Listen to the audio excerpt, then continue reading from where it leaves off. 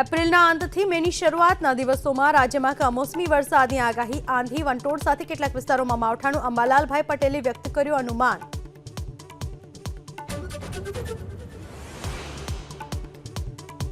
જમ્મુ કાશ્મીરમાં ભૂસ્ખલન અને પૂરથી તબાહી બાદ આજે પણ એલર્ટ। ડોડા અને રામબનમાં સ્કૂલ્સ બંધ, 40 મકાન અને 60થી વધુ વાહનો કાટમાળમાં દબાયા।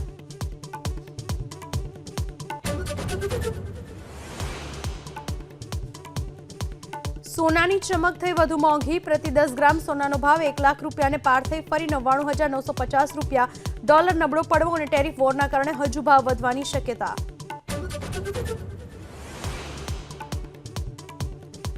ટેરિફ વોર વચ્ચે આજથી 4 દિવસ ભારત પ્રવાસે પહોંચ્યા અમેરિકાના ઉપરાષ્ટ્રપતિ જેડી વેન્સ।